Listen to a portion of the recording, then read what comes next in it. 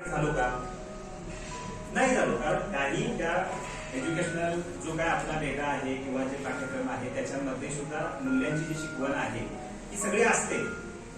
आपण ते देताना कितपत देतो. आपण मोबाईलचे वेगवेगळे व्हॉट्सअप इंस्टाग्रामचे अपडेट्स दर महिन्याला अपडेट करत असतो, परंतु ह्या एज ग्रुपला कारण यांची शैक्षणिक ग्रुप असेल की इतकी जास्त असते की आपण नवीन काही वाचायला मिळतं, काही इम्प्लिमेंट करायला मिळतं.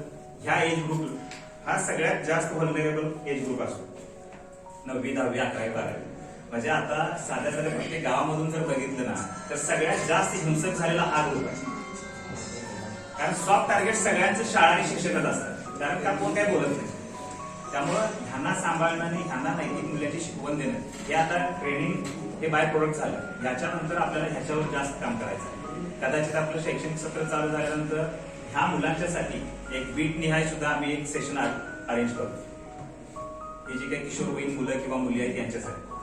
कारण मला माहित आहे की हायस्कूल लेवलला हे किती जिकरीचं काम आहे. यांना शिकवणं आणि यांना व्यवस्थित त्या 10 ते 5 पर्यंत यांना त्या अभ्यासामध्ये गुंतवून ठेवणं. त्यामुळे हा ट्रेनिंग सोबत याच्या गोष्टी ज्या आहेत हे समुपदेशन असेल या वयासाठी तुम्हाला पण चांगलं माहिती आहे की बाबा आता हे किती कॉम्प्लिकेटेड होत चाललेलं आहे.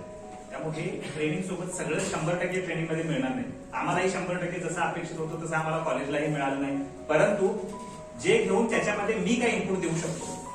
माझ्याकडे चांगला मोबाईल होता, आताही आहे. आम्हाला जर काही वाटलं तर आम्ही वेगळं सर्च करतो त्याच्याबरोबर.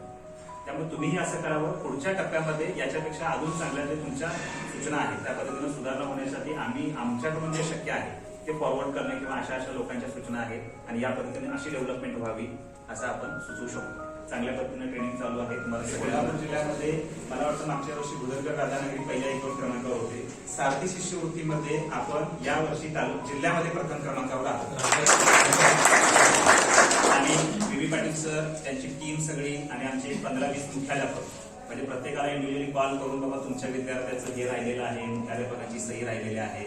बऱ्याच तुम्हाला पण कामाच्या गडबडीत काही गोष्टी राहून जातात, परंतु आमच्या टीमनं बीबी पाटील सर आणि आमचे सगळे मुख्याध्यापक आहेत, त्याच्यामध्ये केडी पाटील सर आहेत, त्याच्यानंतर आपले बाचणीचे साळवी सर आहेत, बरेच आहेत, धनाजी पाटील सर आहेत, परीश सर आहेत आणि आपले उचगावचे दोघं जाधव सर आहेत. जास्त बसवण्यापासून ते शिष्यवृत्तीचे अर्ज पडताळणी करून त्या प्रत्येकाच्या खात्यावर रक्कम जाईपर्यंत त्या यंत्रणेमध्ये जेवढे सामील आहेत त्या सगळ्यांचं पुन्हा एकदा अभिनंदन. आणि जेवढं आपण कोऑर्डिनेशनला काम करू तेवढी जास्त शिष्यवृत्ती कमीत कमी वेळामध्ये त्या लाभार्थ्यांच्यापर्यंत पोहोचणार आहे.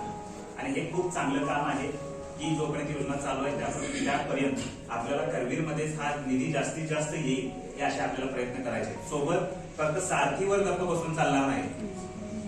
तुमचं सारथी ही झाली, आर्थिकदृष्ट्या तुम्ही किती क्वांटिटेटिव्ह काम केलेलं आहे याच्यावर झालं. क्वालिटेटिव्ह काम कधी केले तुमचं कधी होईल, ज्या वेळेला राष्ट्रीय शिष्यवृत्ती तुमच्या लोकांना जास्त मिळेल त्यावेळेला. माझं असं अजिबात म्हणणं नाही की सारथीला लोक येतात त्यात तुमचा काहीच रोल नाही. तुमचा रोल आहे म्हणूनच ते आले, परंतु ज्या वेळेला तुमच्या राष्ट्रीय शिष्यवृत्तीला विद्यार्थी पात्र होतील त्यावेळेला तुमचं ते खरं काम आहे.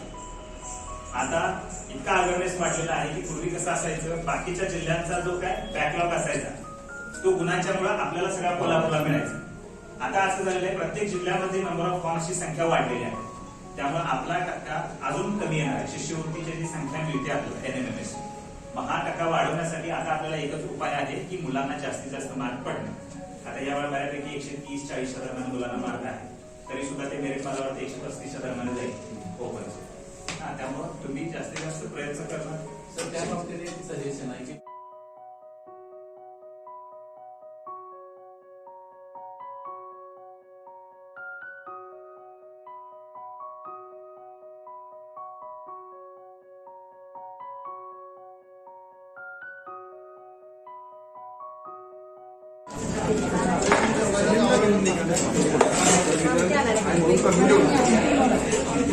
चालू